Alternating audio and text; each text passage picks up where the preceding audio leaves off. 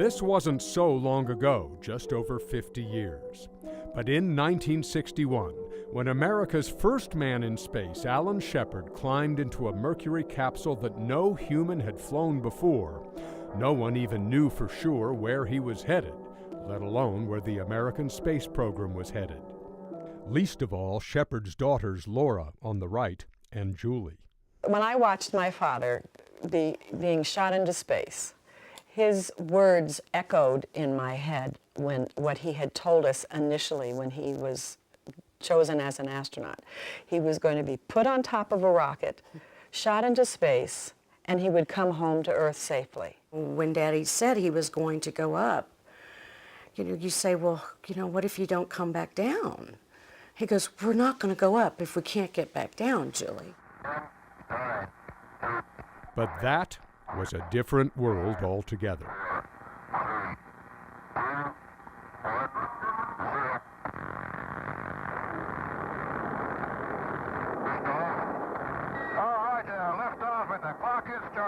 A lot has transpired since then. On the heels of Mercury came Gemini and the Apollo moonshots, and then, of course, the Shuttle. And overall, the human spaceflight program generally is judged a success. And liftoff, the final liftoff of Atlantis on the shoulders of the space shuttle. America will continue the dream. All together, with Friday morning's launch of Space Shuttle Atlantis. Roger, roll, Atlantis. In front of crowds estimated as high as 1 million people, there now have been 165 manned spacecraft lifting off from American soil. But there won't be another for a few years at least. The 30-year life of the space shuttle has reached its end, an end one astronaut described as bitter sad. The end Copy, and I have you loud and clear. of man's first reusable spaceship. Can you feel nostalgia for a vehicle? In your particular case, you have flown Atlantis. Oh, absolutely. I have a tremendous nostalgia for Atlantis. Rex Walheim is one of the 4 astronaut crew orbiting in Atlantis right now. We talked with him a week before launch in Houston. It has a distinctive smell with all the, a wonderful smell, I might put, that once you get inside, when I crawl inside on launch day, you can smell all the soaps and everything that they, the cleaning supplies and the way the shuttle smells itself. And I remember last time on my second flight going on board on launch day and smelling, wow, I remember that. It smells, your sense of smell is something you remember very well. And so I remember this smells like last time, and I felt at home. You felt like coming home. They have personalities. They break in certain ways. They're fixed in certain ways, and you just get to know them inside and out. And they're people. Chris Ferguson is the commander on Atlantis. You've said that you treat the vehicles like, quote, like they're one of us. Mm-hmm. What does that mean? It's hard to get your arms around a vehicle. Well, I was on an aircraft carrier for many years, and aircraft carriers were always she's, Our cars, we grow attached to them. We give them names. And the shuttle it's the epitome of that. I mean, we were only talking 3 vehicles, and over its lifetime, 5 vehicles that folks who have worked for 4 decades on space program have worked on those 5 vehicles. You become attached to them. They become a part of you, and you become a part of them. But now, as Launch Pad 39A here at the Kennedy Space Center is about to be dismantled, the shuttles become only the latest part of history. And their disappearance raises questions, even among astronauts themselves, about what follows. And it would be nice to take predictable and well-planned steps. Yeah. And we haven't been real good at that yet, but I have a feeling we'll get there.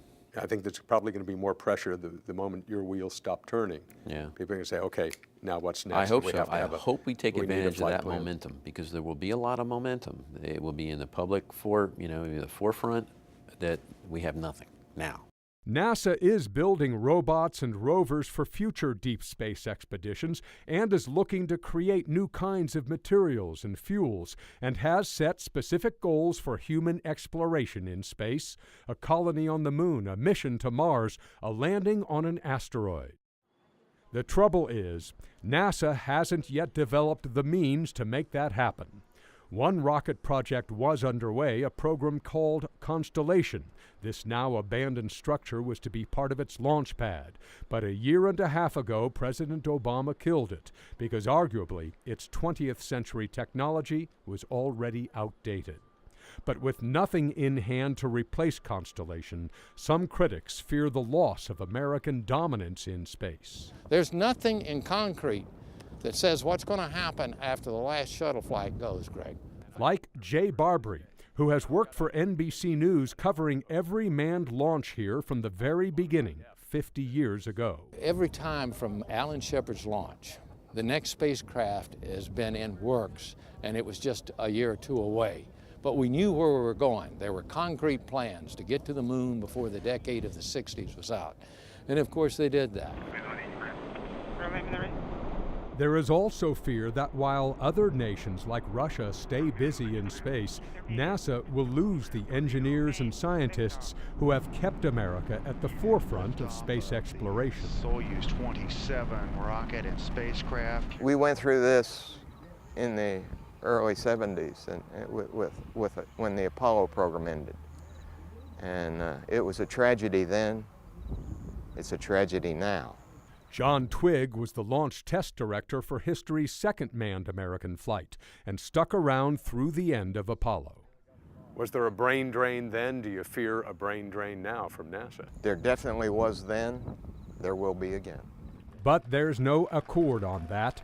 None less than Scott Carpenter, America's fourth man in space, only the second to go orbital after John Glenn, told me he's confident the space program will continue to thrive. From your experience, from what you saw, what do you anticipate this time when the shuttle stops flying? We'll recover. There'll be a time when we progress at a slower rate, but we'll recover. Do you fear a brain drain, anything along those lines? We can't allow that to happen. How do you think we prevent it? Reinvigorate the national goal of flying to Mars. Why is that important? Because it is inevitable that we will go there. I mean, that's what humans do. Part of the problem for NASA is its public image. Critics say that bold dreams are diminished by tight budgets and bureaucracy. Even take this blockhouse. It's where flight controllers pulled the trigger to shoot Alan Shepard into space. It conjures up an era of adventure when NASA flew by the seat of its pants, as Alan Shepard's daughter Julie can attest. Everything that they did was brand new. And it was like, if they didn't know how to do it, it's like they couldn't go back and look at the directions because no one had ever done it before. So they were learning as they went along and succeeded doing it. Nobody knew what the hell they were doing. It's just like this rocket behind us. Alan Shepard goes out and kicks it and says, let's get on it and ride it. If it needed to pump up the tires, he'd pump up the tires, whatever it needs. That's the kind of flying it was, and these were the kind of guys that did it. But that era was 50 years ago. In this era of the 21st century, while risk and innovation still are inherent in spaceflight, they don't fly by the seat of their pants so much anymore. Is one better than the other? I liked the way it was in the first days when it wasn't NASA. It was the Space Task Group. It was smaller and not quite so unwieldy, but it grew into what is now NASA, and it matured very well. We've had setbacks, but all progress has hiccups, but they were hiccups. To give you some idea just how big things are here today, over my shoulder is NASA's famous countdown clock. But way over there is the launch pad, 3.1 miles away.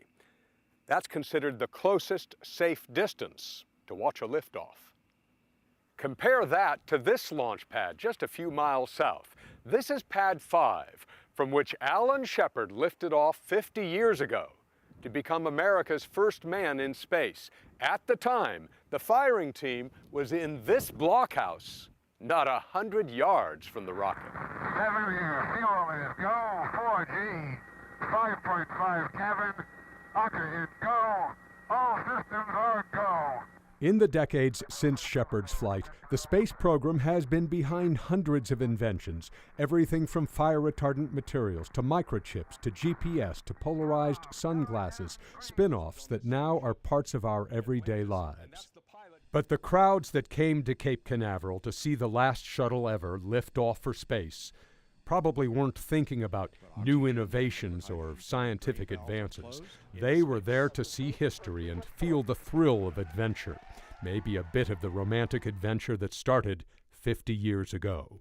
I think after our father went to the moon, we all, including my father, look at the moon in a sorry, but a totally different way.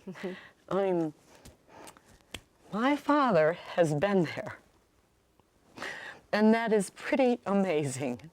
I look at the moon every night it's up, and I just try and find the American flags that they left up there, because it's a big accomplishment for America to have done this. When Atlantis launched, there was a young girl watching from the Kennedy Space Center's visitor complex who isn't much younger than Alan Shepard's daughters were when he first flew, and she was no less excited than they had been. Her name is Madison. What are you going to tell your friends when you get back home about what it was like to be here? I was going to tell them that it was a great experience, and I wish that they could have come with me. I wish I could have bring them, all of them, and I was so happy that I got to see this. What are you looking forward to in the future? That they will make another space shuttle program where I can show my children how I felt on this day to see it. There will be another program, but the questions are when and what will it achieve? The shuttle has been, as the director of the Kennedy Space Center put it right after the launch, one heck of a ride. But now, to many, the road to deep space looks empty. We don't expect to send man very far from this planet for another 15 years at least, which makes the next question the most important. Is this an end or a transition? There is no consensus. If you've got it, watch it. If you don't, call your TV provider to get HDNet today.